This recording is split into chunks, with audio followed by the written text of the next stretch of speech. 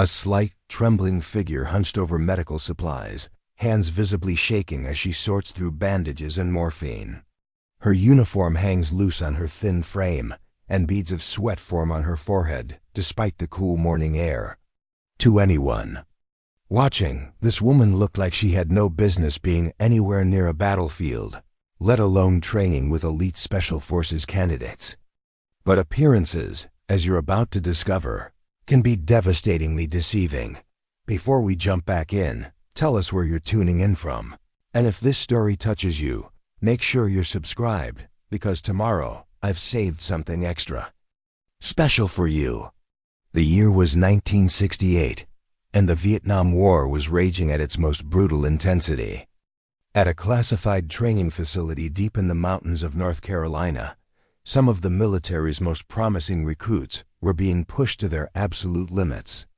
These weren't your average soldiers. These men had already proven themselves exceptional. They'd survived grueling physical tests, demonstrated remarkable mental fortitude, and shown the kind of tactical intelligence that separated the elite from the ordinary. Now they were competing for slots in one of the most secretive special operations units the military had ever created. The training regimen was designed to break even the strongest men. 20-hour days of relentless physical challenges, complex tactical scenarios, psychological warfare exercises, and combat simulations that felt more real than many actual battles. The dropout rate was astronomical. Typically, only 1 in 20 candidates would make it through the full program. The instructors were legendary figures themselves, hardened veterans who had seen action in Korea, World War II, and the early years of Vietnam. They knew exactly how to identify weakness, exploit it, and use it to separate those who merely thought they were tough from those who truly were. But there was one element of this training that nobody expected: the medical officer assigned to their unit. Staff Sergeant Sarah Chun appeared to be everything these elite candidates were not. Where they were built like Greek gods, Chun was thin and wiry, barely meeting the minimum height requirements. Where they exuded confidence and aggression, Chun seemed perpetually nervous, constantly checking and rechecking her medical supplies, jumping at sudden noises, and speaking in barely audible whispers when addressed by the training staff. The candidates initially paid her little attention. After all, she was just the medic, someone to patch them up when the real warriors got hurt during training.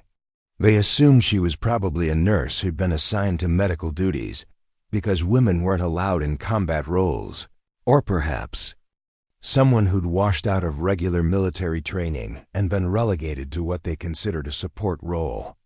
Some even made jokes about her behind her back, wondering how someone so obviously unsuited for military life had ended up at their elite facility. Chun's daily routine only reinforced these assumptions. Every morning at 0430, while the candidates were beginning their brutal physical training, Chun could be found in the medical bay, meticulously organizing supplies with hands that shook so badly she sometimes dropped entire boxes of bandages. She wore thick glasses that constantly slipped down her nose, and she had a nervous habit of cleaning them obsessively throughout the day. When speaking to the commanding officers, her voice would crack and waver, and she seemed incapable of making direct eye contact with anyone above the rank of sergeant. The first few weeks of training proceeded exactly as expected. Candidates were dropping out daily, unable to handle the physical demands, the psychological pressure, or the increasingly complex tactical challenges. Those who remained grew closer as a unit, bonded by their shared suffering and their mutual respect for each other's abilities. They began to see themselves as the cream of the crop, the absolute elite of American military. It was during the 4th week that everything changed. The training exercise that day was particularly brutal, a 48-hour survival and evasion scenario, where candidates were dropped in hostile territory with minimal supplies and tasked with reaching an extraction point while avoiding capture by opposing forces played by instructors and advanced trainees. It was designed to push every aspect of their training to the limit: physical endurance, tactical thinking, stress management, and combat skills. 22 candidates began the exercise. By the 36-hour mark, only 8 remained in the field, and they were struggling. Hunger, exhaustion, and the constant psychological pressure of avoiding capture had pushed them to their breaking points. That's when the exercise took an unexpected turn. Chun, who had been assigned to the opposing force as a non-combatant observer, tasked with providing medical support to any injured participants, suddenly became an active participant in ways nobody had anticipated. The first sign that something was different came when candidate Rodriguez, a former Green Beret with 2 tours in Vietnam under his belt, simply vanished. Rodriguez had been moving through dense forest using techniques he'd perfected in actual combat operations. He was confident, careful, and experienced. One moment he was advancing toward the extraction point using a route he'd carefully planned. The next moment he was gone. Not captured in the traditional sense, simply gone. As if he'd been plucked from the earth by invisible hands. The disappearance of Rodriguez sent shockwaves through the remaining candidates. This wasn't supposed to happen. The exercise had clear rules, established boundaries, and known parameters. Candidates could be captured by opposing forces, at which point they'd be taken to a designated holding area and subjected to interrogation. Scenarios. But Rodriguez hadn't been captured. He'd simply ceased to exist as far as the exercise was concerned. Lieutenant Morrison, the senior candidate and a former Army Ranger with an impeccable service record, took immediate command of the remaining 7 men. His tactical mind raced through possibilities. Had Rodriguez been injured and evacuated? Had he quit the exercise? Or was this some new element of the training that the instructors hadn't briefed them about? Morrison's instincts, honed by real combat experience, told him something was seriously wrong. The candidates regrouped at a predetermined rally point, moving with the cautious precision that had kept them alive during their previous military service. They used hand signals, moved in practiced formations, and maintained security protocols that would have impressed seasoned infantry units. These weren't rookies. They were already proven warriors who had volunteered for even more elite training. As they approached the rally point, Candidate Williams, a former Navy SEAL with expertise in reconnaissance and surveillance, suddenly froze. His hand shot up in the silent signal for immediate halt. The other candidates dropped into defensive positions, weapons ready, senses hyper-alert. Williams had spotted something that made his blood run cold. There, sitting calmly on a fallen log, in the center of their designated rally point, was Staff Sergeant Chun. But this wasn't the nervous, trembling medic they'd grown accustomed to seeing around the base. This version of Chun sat with perfect stillness, her earlier shakiness completely absent.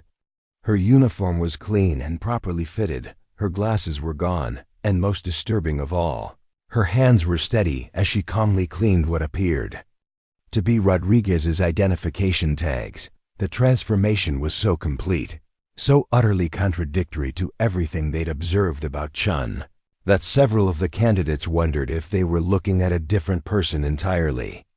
But it was definitely Chun, the same thin build, the same facial features, the same quiet voice. Only now that voice carried an authority and confidence that none of them had ever heard before. "Gentlemen," Chun said softly, not bothering to look up from her task, "I believe you're looking for Candidate Rodriguez. He's currently enjoying some enforced rest about 2 miles north of here. He's unharmed, merely unconscious, and will wake up in approximately 3 hours with nothing more than a slight headache and some bruised pride." The candidates exchanged glances, their training telling them to treat this as a hostile encounter, while their experience told them that something unprecedented was happening. Morrison, as the senior officer, stepped forward cautiously.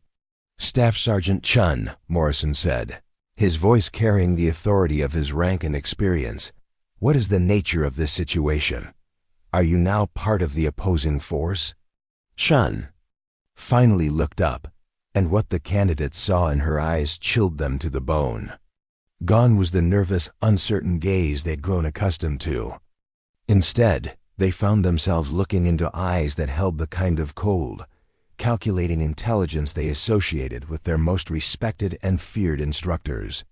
These were the eyes of someone who had seen real combat, who had made life and death decisions under fire, and who possessed skills that went far beyond basic medical training.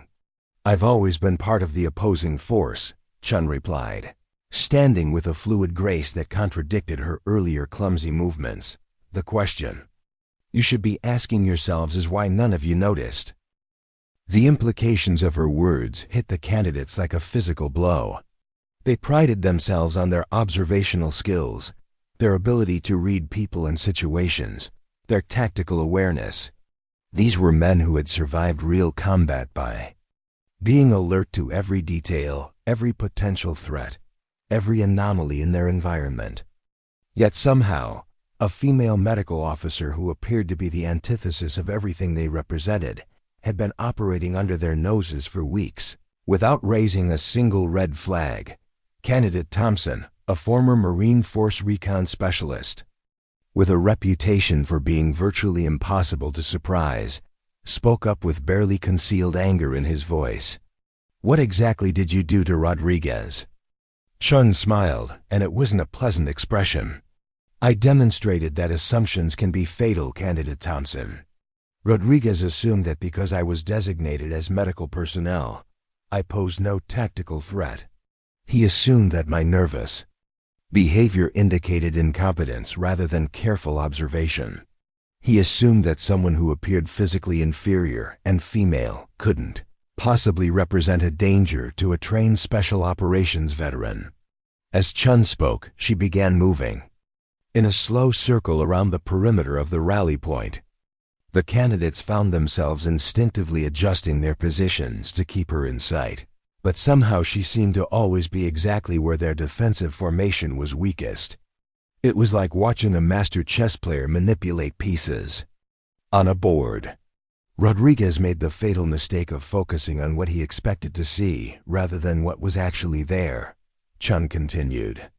"When he moved through that grove of pine trees approximately 47 minutes ago, he was so focused on the extraction point that he failed to notice the female medical officer who had been tracking his movement for the previous 2 hours. The psychological impact of Chun's revelation was immediate and devastating. These candidates had spent weeks proving themselves superior to hundreds of other elite soldiers. They'd endured physical torture, mental manipulation, and tactical challenges that would have broken ordinary men. They'd begun to see themselves as the absolute pinnacle of military excellence, destined for the most classified and dangerous missions their country could offer. Now, in a single moment, that entire self-image came crashing down. They weren't looking at their intellectual and physical superiors. They were looking at a woman they'd dismissed as incompetent, who had just demonstrated that she could eliminate any one of them without their even knowing they were in danger. Gender dynamics added another layer of psychological complexity to their humiliation. In 1968, women were barred from combat roles and generally viewed as physically and tactically inferior to their male counterparts. The idea that a female medical officer could outmaneuver and defeat elite male special operations candidates challenged not just their professional pride, but their fundamental assumptions about gender, warfare, and military capability. Candidate Barnes, a former Delta Force operator who had never met a challenge he couldn't overcome, took an aggressive step forward. "Prove it," he said, his voice tight with controlled anger and wounded pride. "If you're claiming to be some kind of super soldier playing dress-up as a medic, then prove it." Chun's expression didn't change, but something shifted in her posture. The other candidates, trained to recognize the subtle signs that preceded violence, felt a collective chill as they realized they were no longer looking at a medical officer or even a fellow soldier. They were looking at a predator who had just been challenged by potential prey. "Very well, Candidate Barnes," Chun said quietly. "But understand that this demonstration comes with consequences. By the end of this exercise, half of you will have quit the program. Not because you lack courage, skill, or dedication, but because you'll realize that everything you thought you knew about warfare, about tactics, about what it means to be elite, was merely the beginning of your education. What happened next would be talked about in whispered conversations among special operations personnel for decades to come. Shun issued a simple challenge. The 7 remaining candidates could use any tactics, equipment, or strategies they chose. They had 30 minutes to capture or neutralize her using non-lethal methods. If they succeeded, she would provide a full explanation of her background and methods. If they failed, they would spend the remainder of the training exercise learning exactly how much they still had to learn. The candidates were confident. 7 against 1, and they were among the most highly trained soldiers in the American military. They had experience in jungle warfare, urban combat, desert operations, and Arctic survival. They'd fought against Viet Cong guerrillas who were masters of camouflage and ambush tactics. They'd trained with British SAS, worked alongside Navy SEALs, and earned the respect of hardened veterans from every branch of the service. Surely a single woman, regardless of her training, couldn't overcome such overwhelming odds. Morrison quickly formulated a tactical plan. They would use a modified pincer movement, with 3 teams of 2 and 1 overwatch position. Barnes and Thompson would approach from the north, using their combined Force Recon and Delta Force experience to execute a classic flanking maneuver. Williams and Jackson would come from the south, utilizing Williams' SEAL training in maritime and amphibious operations adapted for forest terrain. Davidson and Parker would establish overwatch positions to prevent escape and provide tactical coordination. It was a textbook operation, the kind of coordinated assault that had proven successful against enemy forces throughout Southeast Asia. They moved with the precision of a Swiss watch, communicating through subtle hand signals, maintaining perfect noise discipline, and executing their plan with the kind of tactical excellence that had made them legendary among their peers. 20-8 minutes later, all 7 candidates were hanging upside down from various trees around the rally point, secured with their own equipment, completely unharmed but thoroughly immobilized. Shun sat exactly where she had been when the exercise began, once again calmly cleaning Rodriguez's identification tags as if nothing had happened. The psychological impact was overwhelming. These weren't men accustomed to failure. They'd succeeded at everything the military had thrown at them. They'd survived combat operations that had claimed the lives of good soldiers. They'd completed training programs that had broken men they respected and admired. Yet a nervous female medic had just systematically dismantled their tactical formation, like a master craftsman taking apart a broken watch. "Gentlemen," Chun said as she began cutting them down one by one, "what you've just experienced is the difference between being very good at following established procedures and truly understanding the principles that make those procedures effective. You executed a flawless textbook assault against a stationary target. Unfortunately, I stopped being stationary approximately 30 seconds after you began your approach." As the candidates nursed their wounded pride and tried to understand what had just happened, Chun continued her explanation. "Each of you moved exactly as your training dictated. Barnes and Thompson used standard force recon approaches modified for forest terrain. Williams and Jackson employed adapted SEAL infiltration techniques. Davidson and Parker established overwatch positions according to Army Ranger protocols. You did everything correctly according to your respective training backgrounds." The candidates looked at each other, seeing their own confusion and humiliation reflected in their teammates' faces. If they'd done everything correctly, how had they ended up defeated so completely by a woman they'd dismissed as incompetent? Chun seemed to read their thoughts. "The problem wasn't your execution, it was your assumptions. You assumed I would behave like a conventional target. You assumed that superior numbers guaranteed tactical advantage. Most critically, you assumed That because you'd mastered the techniques taught in your respective training programs, you understood the full spectrum of possibilities in combat. And you assumed that a woman couldn't possess capabilities that exceeded your own. The revelation that Chun had been systematically observing and analyzing their every move for weeks hit the candidates like a psychological sledgehammer. As they sat in the fading afternoon light, nursing their bruised egos and trying to process what had just occurred, Chun began to reveal the true scope of her deception and the terrifying depth of her capabilities. For the past month, Chun began, her voice now carrying the quiet authority of someone accustomed to being obeyed without question. I've been compiling detailed psychological and tactical profiles on each of you. Candidate Morrison, you have an unconscious habit of touching your left shoulder whenever you're about to change tactical direction. Tell that stems from an old shrapnel wound you received near Da Nang. Candidate Barnes, your force recon training makes you instinctively favor approaches from elevated positions, but you consistently fail to account for overhead security when you're the one advancing. The precision of her observations was unsettling. These weren't obvious behavioral patterns that anyone might notice. These were subtle, unconscious habits that the candidates themselves weren't aware of.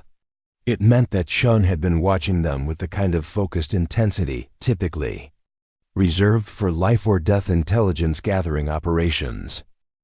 Candidate Williams, Chun continued, your SEAL training has given you exceptional water-based tactical skills, but you overcompensate for the lack of aquatic terrain by moving too cautiously through forest environments. You're mentally calculating water depth and tide patterns that don't exist, which slows your decision-making by an average of 2.3 seconds per tactical choice. Williams felt his face flush with embarrassment and anger.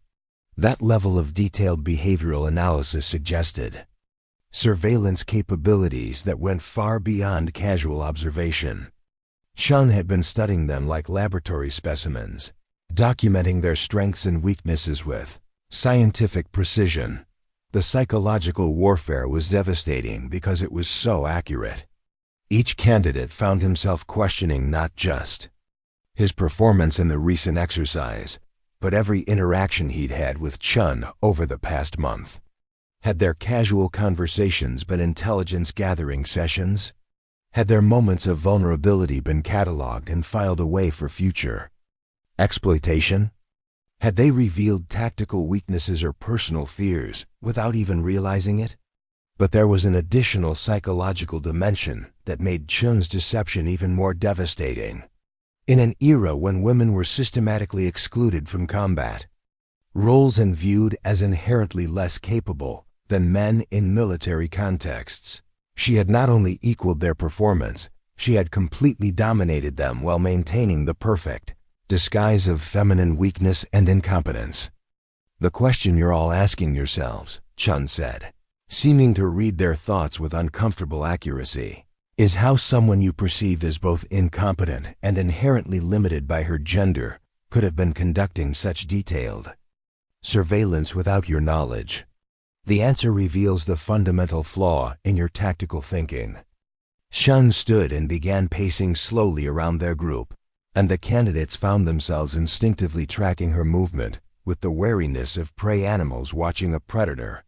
But even as they watched her, they couldn't shake the feeling that somehow she was still controlling the tactical situation despite being outnumbered 7-1. You've been trained to identify and neutralize obvious threats, Chun explained. Enemy soldiers in uniform, armed insurgents, hostile vehicles, weapons emplacements. Your training has made you extraordinarily effective at dealing with conventional dangers. But warfare has evolved beyond conventional parameters, and your enemies have adapted accordingly. The implications of her words were chilling. If Chun was right, then their training that had cost millions of dollars and represented the accumulated wisdom of American military doctrine was fundamentally inadequate for the realities of modern conflict.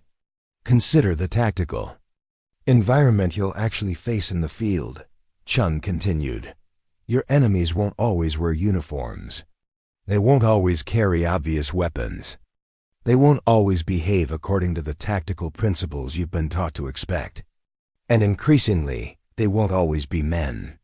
They'll use every advantage available to them, including your own assumptions and prejudices about gender, social roles, and threat assessment.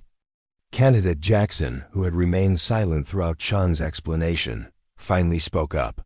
"You're talking about unconventional warfare, guerrilla tactics. We've all trained for that." Chun's smile was thin and cold. "Have you? Tell me, candidate." "Jackson, during your training exercises against simulated guerrilla forces, did any of those guerrillas ever pose as female medical personnel? Did they ever spend weeks establishing themselves as non-combatants before revealing their true capabilities? Did they ever use your own cultural assumptions about women's roles and capabilities as a tactical weapon?" The silence that followed was deafening. The candidates realized that Chun was absolutely right. Their training had prepared them for enemies who fought dirty, but still fought according to recognizable patterns. They'd never encountered an enemy who was willing to spend weeks appearing weak and incompetent in order to gather intelligence and position herself for a devastating surprise attack. "This is psychological operations at a level most of you have never encountered," Chun explained. "Not just propaganda or intimidation, but the systematic manipulation of enemy perceptions and assumptions over extended periods. The kind of operation that requires not just tactical skill, but the psychological discipline to maintain a completely false persona for weeks or months at a time." The candidates were beginning to understand that they weren't just dealing with a skilled soldier who had been pretending to be incompetent. They were dealing with someone who had mastered an entirely different category of warfare, one that their training had barely touched upon, and one that exploited cultural blind spots they hadn't even known they possessed. Preparing and narrating.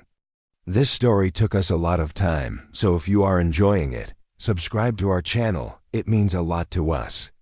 Now back to the story. As the afternoon shadows lengthened, Chun decided to provide a demonstration that would forever change how these elite candidates understood the nature of combat and deception. What she was about to show them would challenge every assumption they'd made about warfare, training, gender roles, and their own capabilities. "Gentlemen," Chun announced, "you're about to receive an education in what we call deep cover tactical operations. Everything you've seen so far, my nervous behavior, my apparent incompetence, my physical weakness, was carefully constructed. Theater designed to serve specific operational objectives." She reached into her medical kit and withdrew what appeared to be a standard field medical manual.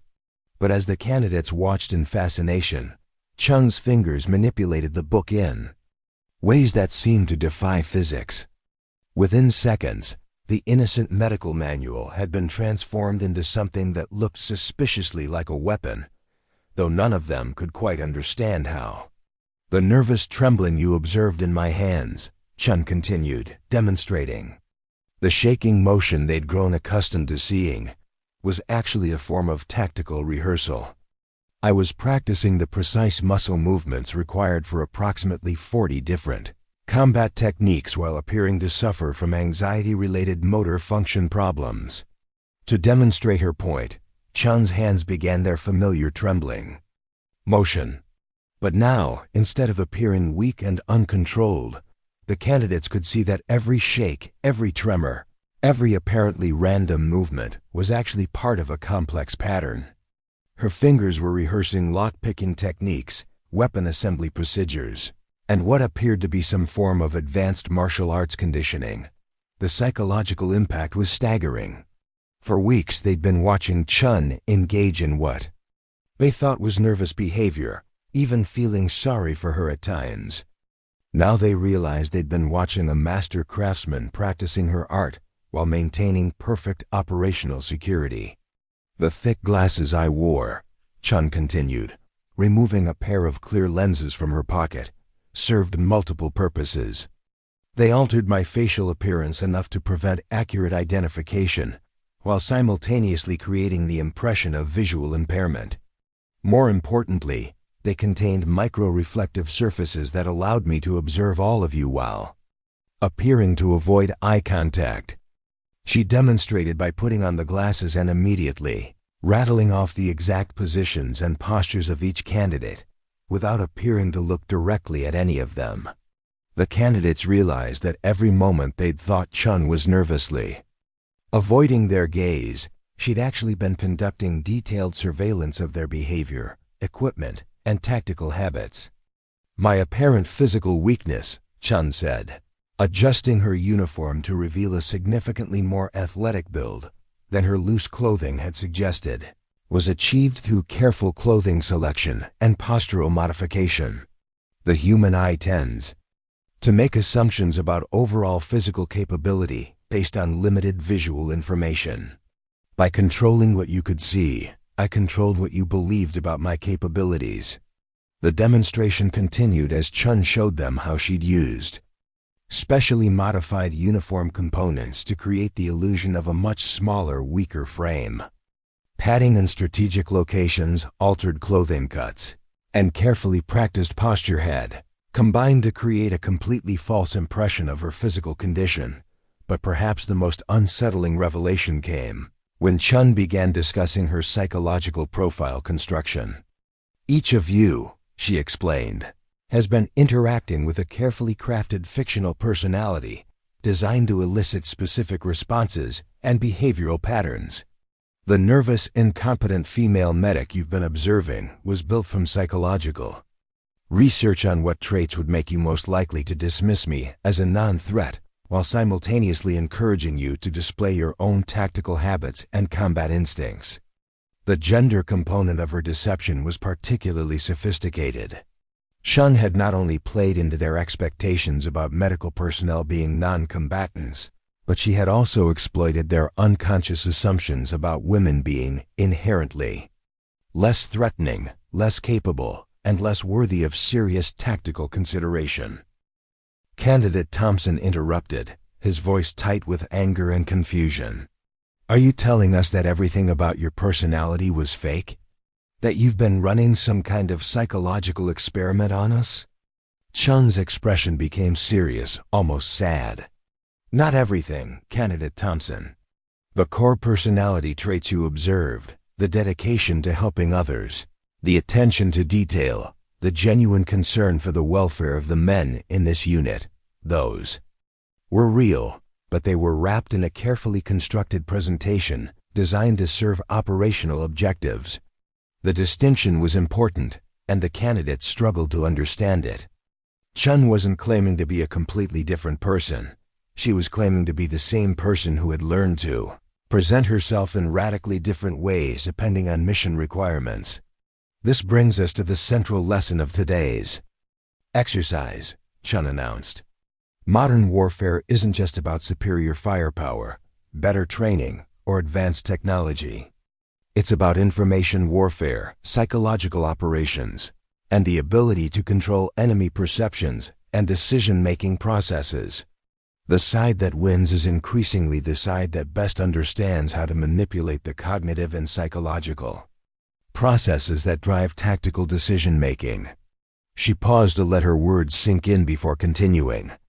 "Every one of you is an exceptional soldier according to traditional metrics.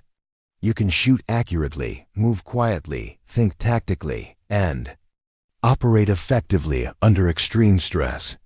But none of you were prepared for an enemy who could spend weeks studying your psychological profile while appearing to be a harmless female non-combatant." The candidates found themselves facing an uncomfortable truth. Their training had prepared them to be warriors, but not to be intelligence operatives. They could fight enemies they could see and understand, but they were vulnerable to enemies who specialized in remaining invisible through misdirection and psychological manipulation, especially enemies who could exploit their cultural assumptions about gender and social roles. The sun was setting over the North Carolina mountains when Chun made an announcement that would change the trajectory of the entire training program. "Gentlemen, what you've experienced today is not the end of a lesson, it's the beginning of an entirely new phase of your education." Everything you've learned up to this point has prepared you to be exceptional conventional soldiers. What you're about to learn will prepare you to be something the American military has never created before. The candidates exchanged glances, uncertain whether to feel excited or terrified by Chun's words. They'd already been pushed beyond what they thought were their absolute limits, and now they were being told that the real training was just beginning. The program you originally volunteered for, Chun explained, was designed to create elite special operations soldiers capable of handling the most dangerous conventional military missions. But recent intelligence assessments have revealed that our future conflicts will require capabilities that go far beyond traditional special operations training. She gestured toward the darkening forest around them. Out there in the real world, we're facing enemies who don't play by the rules you've been trained to expect. They embed themselves in civilian populations. They use our own humanitarian instincts against us. And they've learned to exploit every assumption and limitation in our tactical doctrine.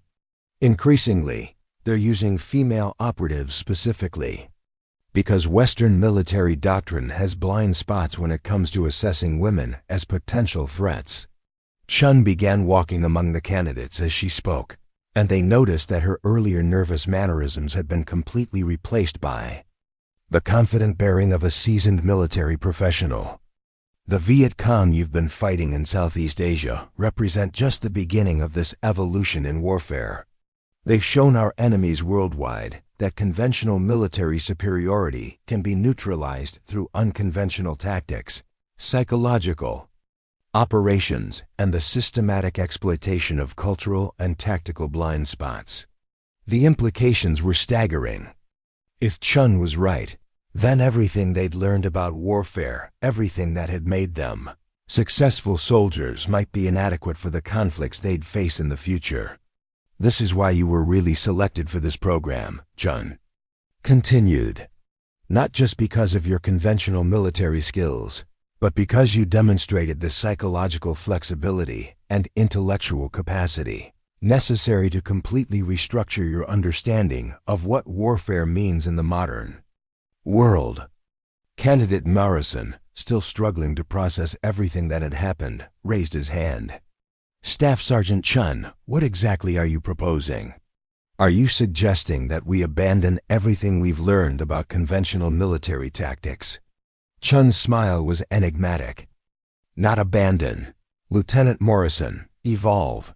What I'm proposing is that you learn to think like your enemies think, to see the battlefield as they see it, and to use their own unconventional methods against them.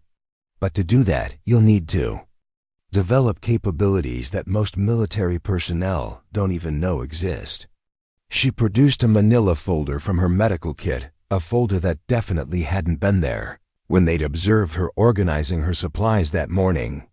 The candidates realized that Chun's entire medical kit had probably been a carefully disguised intelligence and equipment cache. Inside this folder, Chun announced, are psychological profiles, tactical analyses, and intelligence reports that will form the foundation of your advanced training. You'll learn techniques that were developed by studying enemy methods, analyzing captured intelligence, and experimenting with approaches that conventional military doctrine would consider unthinkable. The candidates found themselves facing a choice that would define the rest of their military careers. They could continue with the training they'd originally signed up for, accepting that they'd learned valuable lessons about their own limitations and returning to conventional special operations roles. Or they could volunteer for something completely unprecedented, program that would transform them into something the American military had never attempted to create before.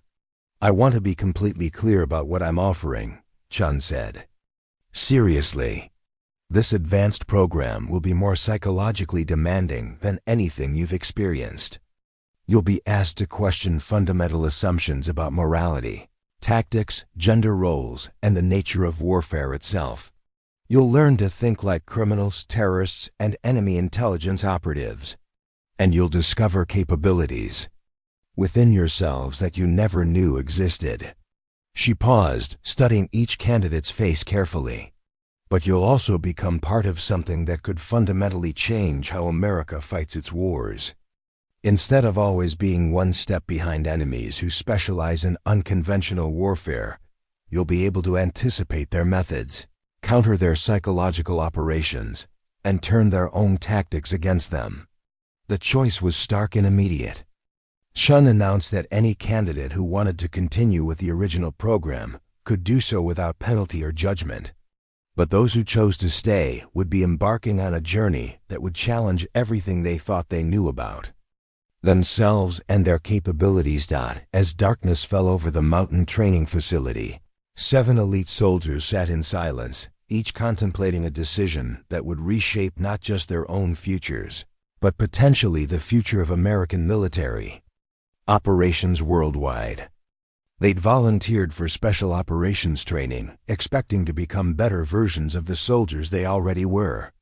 Instead, they were being offered the chance to become something entirely new. The nervous female medic who had systematically dismantled their confidence and exposed their limitations was now offering to teach them how to do the same thing to America's enemies, while opening their eyes to the reality that future warfare would increasingly involve female combatants who could exploit Western assumptions about women and violence. The decision that faced the 7 candidates that night would prove to be one of the most significant moments in the evolution of American military intelligence and special operations. As they sat around a small campfire that Chun had constructed with the same methodical precision she'd applied to everything else, each man wrestled with the implications of what they'd learned and what was being offered. Candidate Barnes was the first to break the silence. "Staff Sergeant Chun," he said, his voice carrying the weight of someone who'd seen enough combat to understand the stakes involved. "Before any of us make this decision, I think we need to understand exactly what you are. Because what happened today, that wasn't just advanced training. That was something else entirely." Chun nodded, as if she'd been expecting this question. "You're right to ask, Candidate Barnes. And you deserve a complete answer."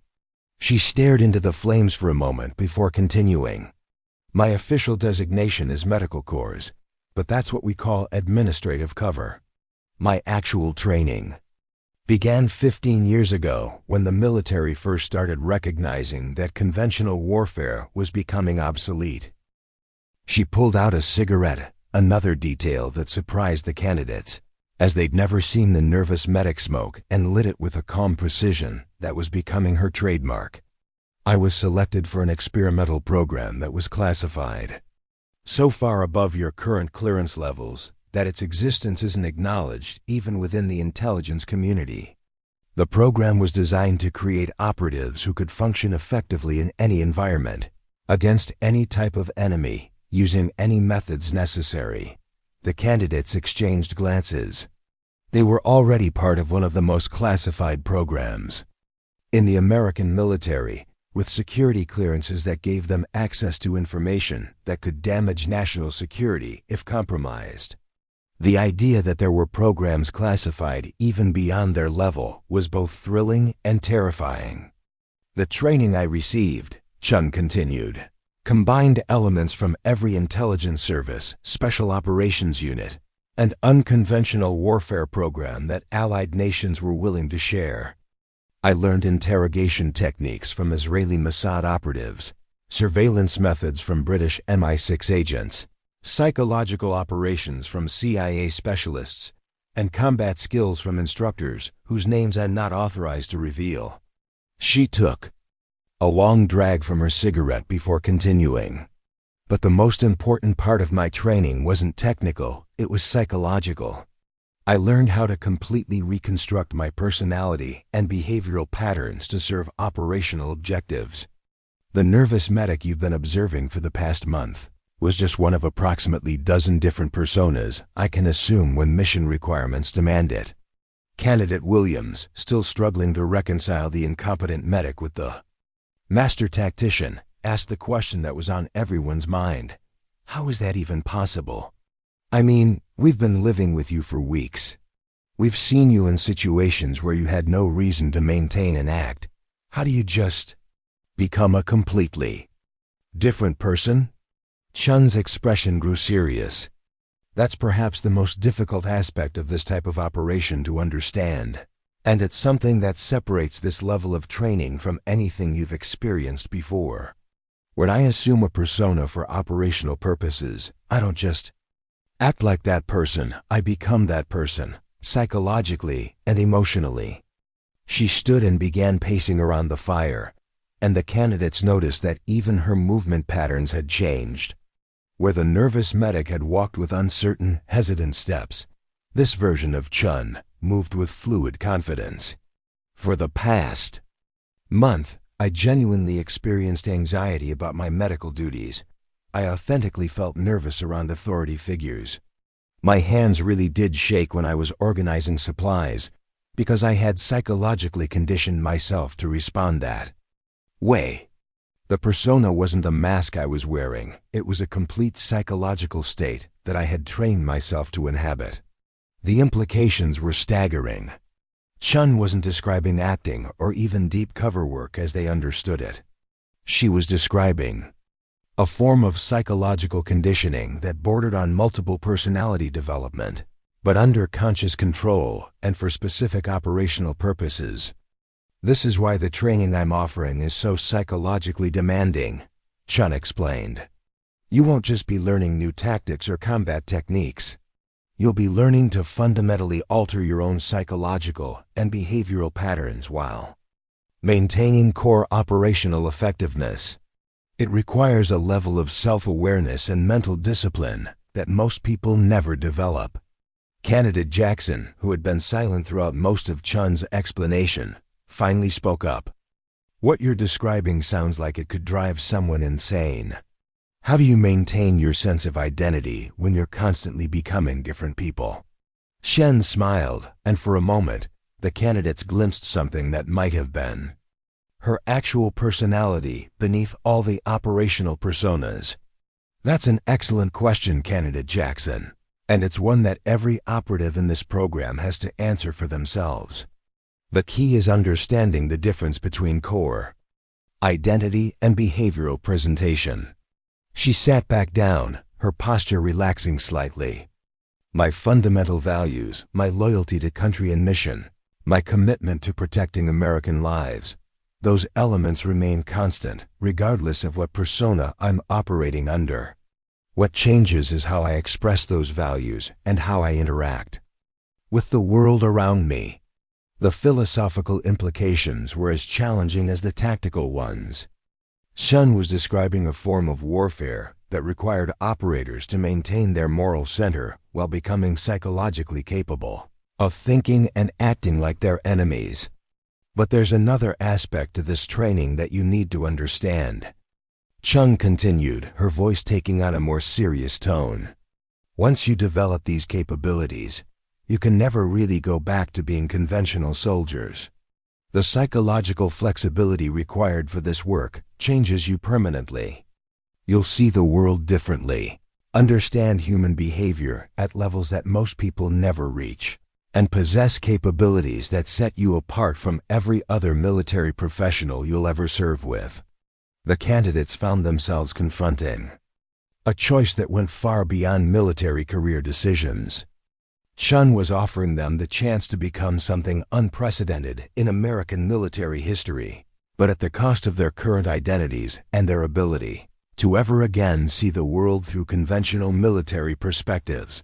I want each of you to understand, Chun said, looking directly at each candidate in turn, that what I'm offering isn't just advanced training. It's a complete transformation of who you are as soldiers and as human beings. You'll gain capabilities that most people would consider impossible, but you'll also carry psychological burdens that ordinary soldiers never have to bear. As the night deepened around the mountain training facility, 3 of the 7 candidates made the decision that would alter the course of their lives forever. The others, recognizing the magnitude of what was being offered and the personal costs involved, chose to continue with the conventional Special Operations program they'd originally signed up for. There was no shame in their decision, even Chun. acknowledged that the advanced program wasn't suitable for everyone, and that the military needed both conventional special operations forces and the new type of operative she was proposing to create. The 4 candidates who chose the traditional path would go on to distinguished careers in special operations, applying the lessons they'd learned about assumptions and unconventional thinking to become some of the most effective conventional warriors in American military history. But for Barnes, Morrison, and Williams, the 3 who chose to stay, the real education was just beginning. "Gentlemen," Chun announced to her remaining students, "what you experienced today was kindergarten compared to what comes next. Over the next 6 months, you're going to learn skills that most military professionals don't know exist, develop capabilities that will seem impossible even to yourselves, and gain insights into human psychology and behavior that will fundamentally change how you understand warfare." The first phase of their advanced training began immediately. Chun led them to a different section of the facility, one that the other candidates had never seen, and that didn't appear on any official base maps. The buildings looked like standard military structures from the outside, but inside, they contained training facilities unlike anything the 3 remaining candidates had ever encountered. One room was set up like a perfect replica of a Vietnamese village, complete with authentic furnishings, cooking odors, and even recordings of typical village sounds. Another was configured as a European cafe, with newspapers in multiple languages and the kind of atmosphere where intelligence operatives might meet their contacts. A third room appeared to be a middle-class American living room, but the candidates would later learn that it contained dozens of hidden surveillance devices and was designed for practicing domestic intelligence operations. "Your first lesson," Chun announced as she led them through the facility, "is that warfare isn't limited to battlefields. Modern conflicts happen in boardrooms, diplomatic receptions, university campuses, and suburban neighborhoods. An operative who can only function in military environments is severely limited in today's world." The training that followed was unlike anything they'd experienced in their military careers. They learned to assume false identities so complete that they could pass detailed background investigations. They studied acting techniques, psychology, linguistics, and cultural anthropology. They practiced surveillance and counter-surveillance until they could track or evade professional intelligence operatives. But perhaps most challenging was the psychological conditioning Chun had mentioned. The candidates learned to consciously alter their personality patterns, emotional responses, and even their unconscious behavioral habits. It was exhausting, disorienting, and frequently terrifying as they discovered aspects of themselves they'd never known existed. Barnes, who had always prided himself on his straightforward, aggressive approach to problems, learned to become a meek, forgettable clerk who could blend into any office environment while gathering critical intelligence. Morrison discovered that his natural leadership abilities could be redirected into becoming a charismatic cult leader, capable of manipulating groups of people into following him without question. Williams found that his SEAL training in water operations could be combined with social psychology to create personas that could infiltrate any maritime organization or coastal community. The moral implications of their training were constantly challenging. They were learning skills that could be used for espionage, manipulation, and deception on levels that bordered on the criminal. Chun addressed these concerns directly and frequently. "Every capability you're developing," she explained, during one of their evening discussion sessions, "can be used for good or evil depending on the intentions and moral framework of the operator. You're learning to lie, manipulate, and deceive people, but you're learning these skills so that you can protect American lives and interests against enemies who have already mastered these techniques." The candidates struggled with the ethical dimensions of their training, but they began to understand Chun's point. Their enemies were already using psychological manipulation, false identities, and deceptive tactics. The choice wasn't between fighting cleanly or fighting dirty. It was between being equipped to counter enemy psychological operations or being vulnerable to them. As weeks turned into months, the three candidates underwent transformations that amazed even Chun. They developed the ability to switch between completely different personalities within minutes, to read and manipulate human behavior with scientific precision, and to gather intelligence in situations where conventional military approaches would be completely ineffective. But they also began to understand the personal costs that Chun had warned them about. The psychological flexibility required for their new roles made it increasingly difficult to maintain normal relationships with family and friends. They found themselves analyzing and potentially manipulating every social interaction, even when they didn't intend to. The line between their operational personas and their authentic selves became increasingly blurred. "This is the price of the capabilities you're developing," Chun explained when they discussed these challenges. "You're becoming more effective operatives, but you're also becoming fundamentally different human beings.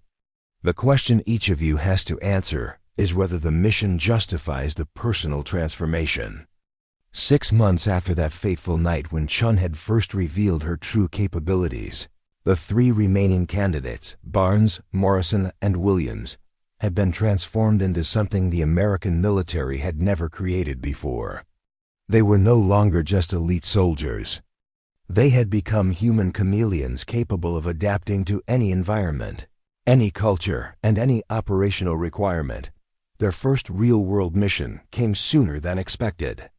Intelligence reports indicated that a Soviet-backed insurgency in a small Southeast Asian nation was being coordinated through a series of seemingly innocent cultural and educational exchanges. Traditional military intelligence had been unable to penetrate the network because it operated entirely through civilian channels and relied heavily on psychological manipulation rather than conventional espionage techniques. "This is what you've been training for," Chun announced as she briefed them on their mission. "An enemy network that operates by exploiting the blind spots in conventional intelligence gathering. They use our own assumptions about academic and cultural institutions against us, and they've structured their operations specifically to be invisible to traditional military surveillance." The mission parameters were unlike anything they'd encountered in their previous military experience. Barnes would assume the identity of a freelance journalist covering educational reform movements. Morrison would become a graduate student in comparative literature with interests in revolutionary poetry. Williams would pose as a cultural attach with expertise in traditional music and folk arts. Each identity was supported by months of preparation and documentation that would have impressed professional intelligence services. They had authentic academic credentials, published articles, letters of recommendation from respected professors, and personal histories that could withstand detailed investigation.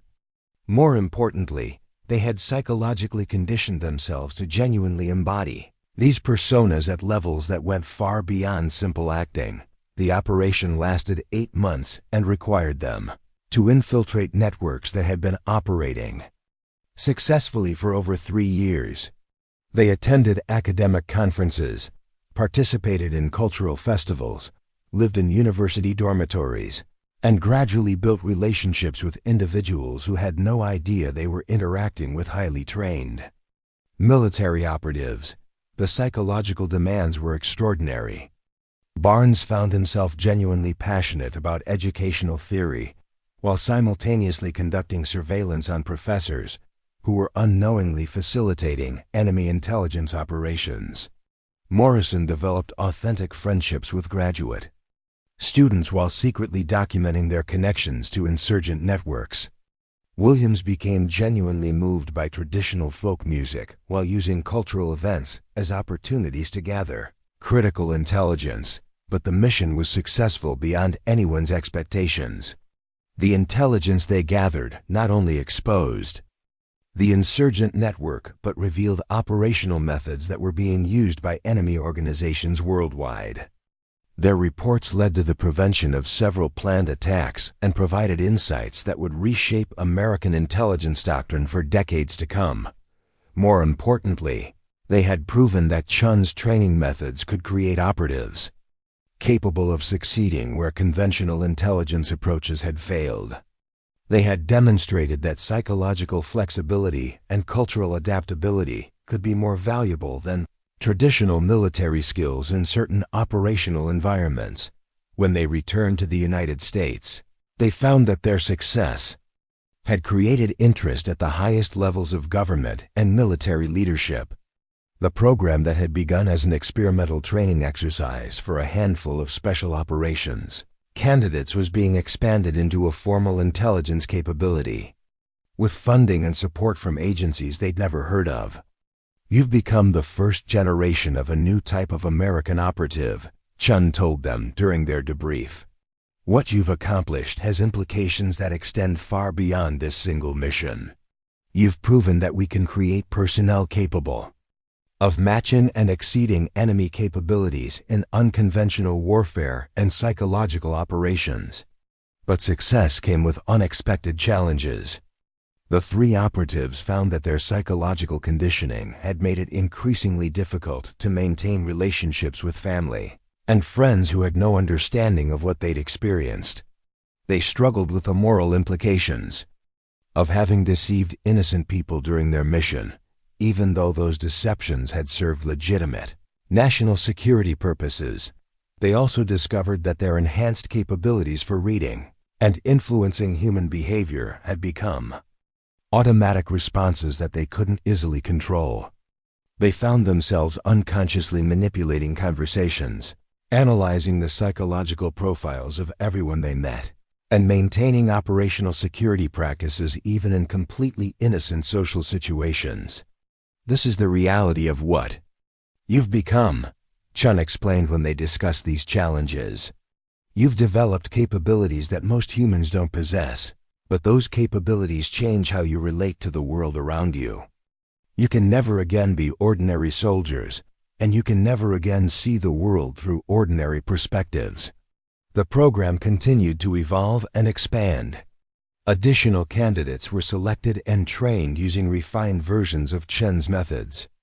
The operatives who had proven themselves in the field became instructors, passing on their knowledge and experience to new generations of unconventional warfare specialists. But perhaps the most significant development was the realization that they had created something unprecedented in the history of warfare: soldiers who were also psychologists, actors, academics, and cultural experts. They had proven that the future of conflict would require not just superior firepower or better technology, but superior understanding of human psychology and social dynamics. Chun's revolutionary approach had opened the door to a new era of intelligence operations, one where female operatives would increasingly play crucial roles precisely because enemy organizations were beginning to recognize the blind spots that traditional military doctrine had regarding women in combat and intelligence roles. 20 years after that first encounter with the nervous medic who changed everything, the three operatives who had chosen to undergo Chun's radical training program found themselves in positions of leadership within intelligence organizations that most Americans didn't know existed. Their success had led to the creation of an entirely new branch of military intelligence, one that combined psychological operations, deep cover work, and cultural analysis in ways that traditional military doctrine had never contemplated. Barnes had become the director of a program that trained operatives to infiltrate academic and intellectual communities worldwide. His natural intelligence and journalistic cover identity had evolved into genuine expertise in educational systems and information warfare. He was now responsible for protecting American universities from foreign intelligence operations while simultaneously gathering intelligence through academic channels. Morrison had risen to lead cultural infiltration operations throughout Europe and South America. His literary background and charismatic personality had made him extraordinarily effective at penetrating intellectual and artistic communities that often served as covers for enemy intelligence activities. He had become one of the world's leading experts on how revolutionary movements used cultural institutions to spread their influence. Williams had developed into a specialist in maritime and coastal intelligence operations. His SEAL background, combined with his cultural training, had made him uniquely capable of operating in port cities and coastal communities worldwide. He was responsible for monitoring and countering enemy activities in some of the world's most strategically important maritime choke points. But what happened to Chun herself was perhaps the most remarkable part of the story. After training dozens of operatives using her revolutionary methods, she had gradually moved into a role that was so classified that even her former students weren't certain of her current activities. Rumors within the intelligence community suggested that she had become something like a living legend, an operative so skilled and so psychologically flexible that she could assume any identity, penetrate any organization, and accomplish any mission that required human intelligence rather than technological solutions. Some stories claimed that Chen had spent 3 years as a mid-level bureaucrat in the Soviet Foreign Ministry, providing intelligence that had prevented several international crises. Others suggested that she had posed as a Chinese cultural attaché for 5 years, gathering intelligence on Beijing's long-term strategic plans. Still others claimed that she had infiltrated terrorist organizations, criminal syndicates, and even friendly intelligence services when national security required it. Whether these stories were true or simply legends that had grown up around Chun's reputation, one thing was certain: her training methods had fundamentally changed how the American intelligence community approached the challenges of modern warfare.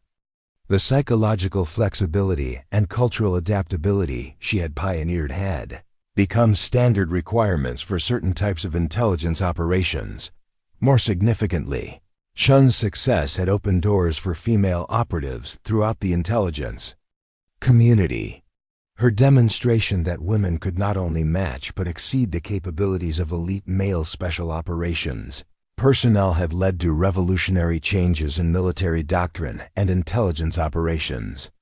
Female operatives were increasingly being deployed in roles that had previously been restricted to men, precisely because their ability to exploit enemy assumptions about women in warfare had proven devastatingly effective.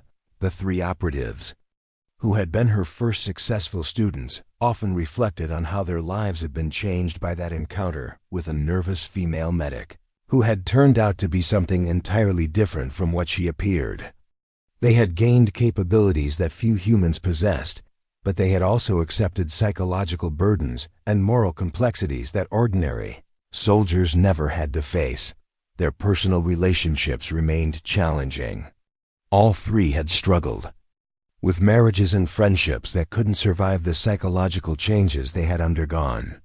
They found it difficult to relate to people who saw the world in simpler, more straightforward terms. They sometimes wondered if the capabilities they had gained were worth the human connections they had lost, but they also knew that their work had saved lives and protected national interests in ways that conventional military operations never could have accomplished. They had prevented attacks, exposed enemy networks, and gathered intelligence that had shaped American foreign policy decisions at the highest levels of government.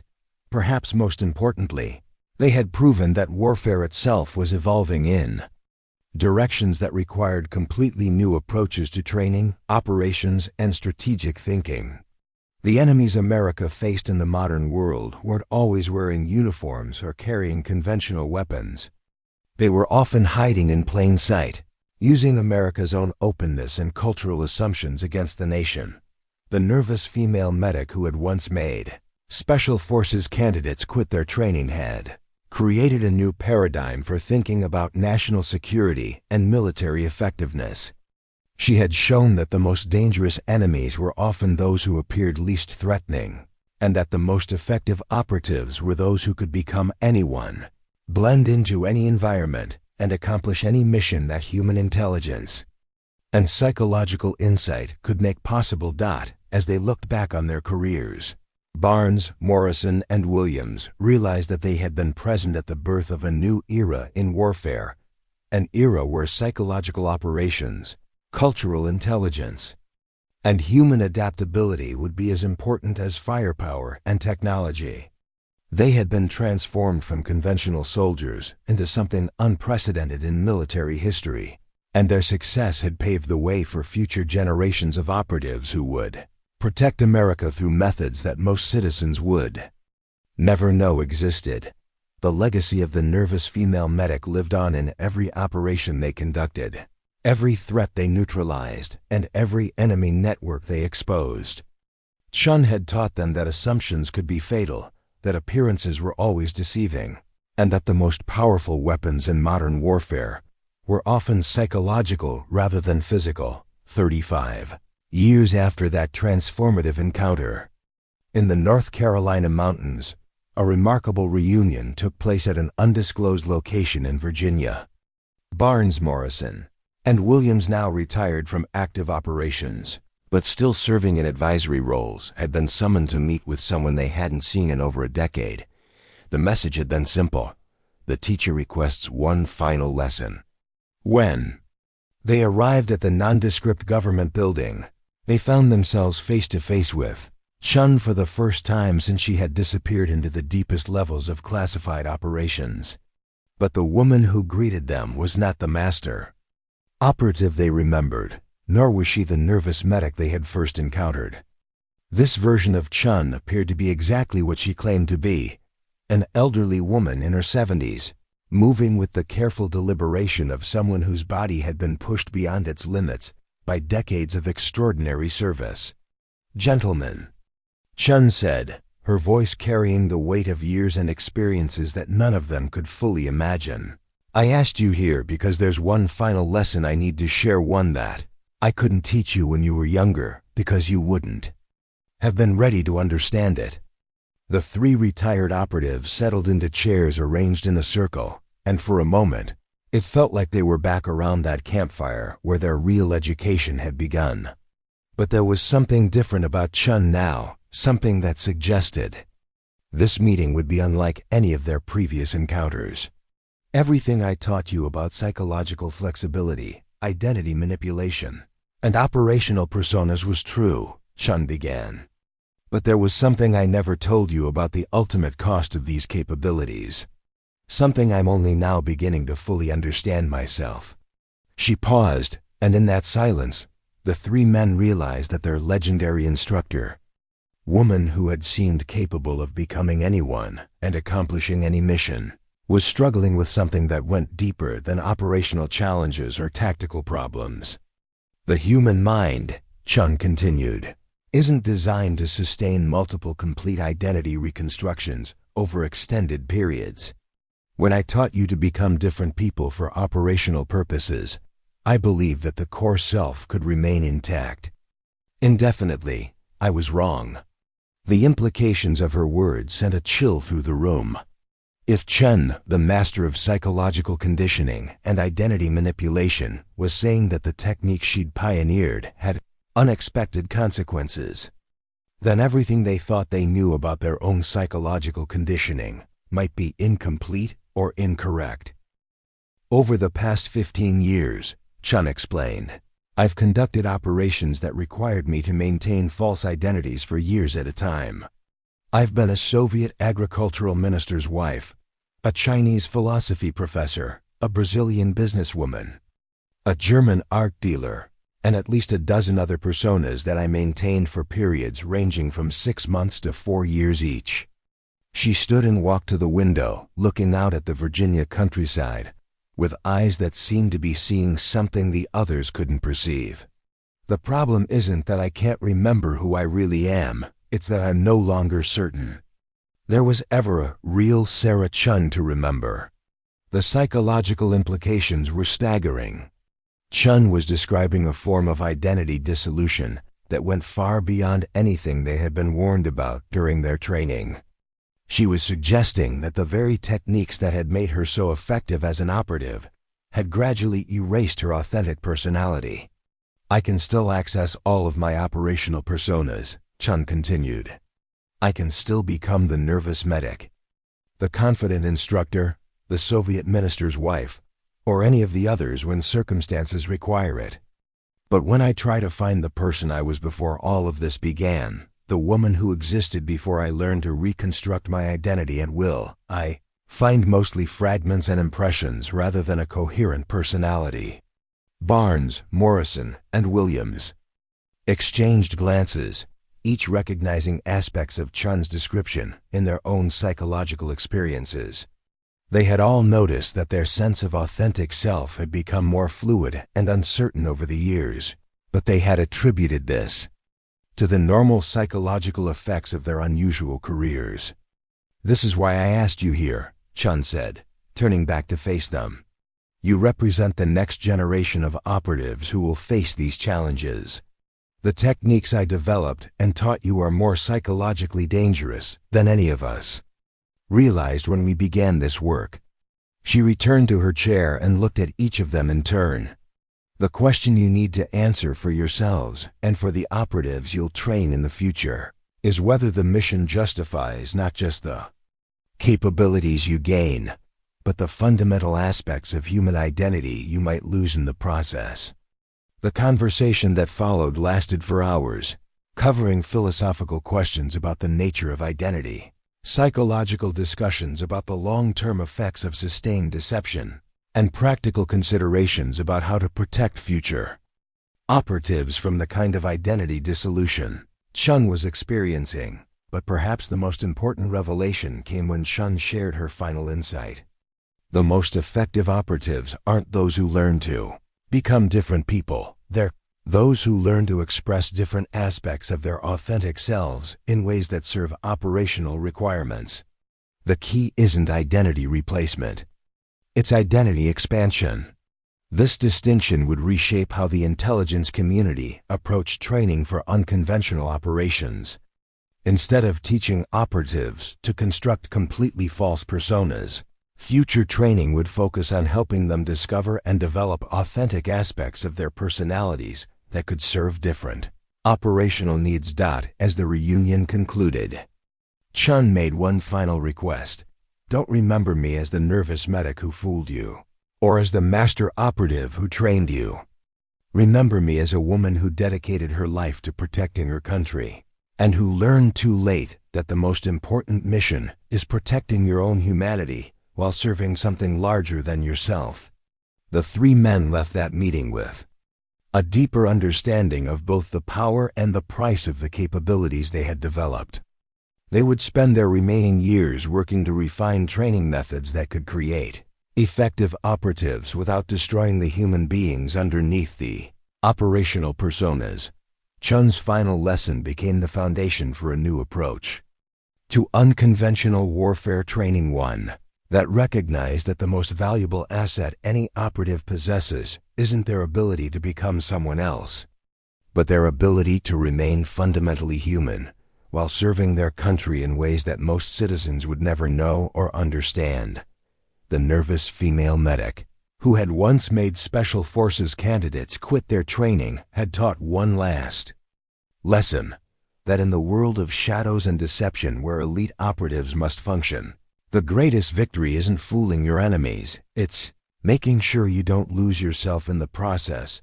Her legacy lived on not just in the techniques she had developed, but in the revolutionary understanding that women could be every bit as effective as men in the most demanding aspects of intelligence and unconventional warfare, perhaps even more effective, precisely because their enemies consistently underestimated them. Up next, you've got two more standout stories right on your screen.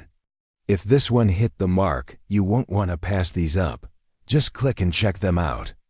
And don't forget to subscribe and turn on the notification bell so you don't miss any upload from us.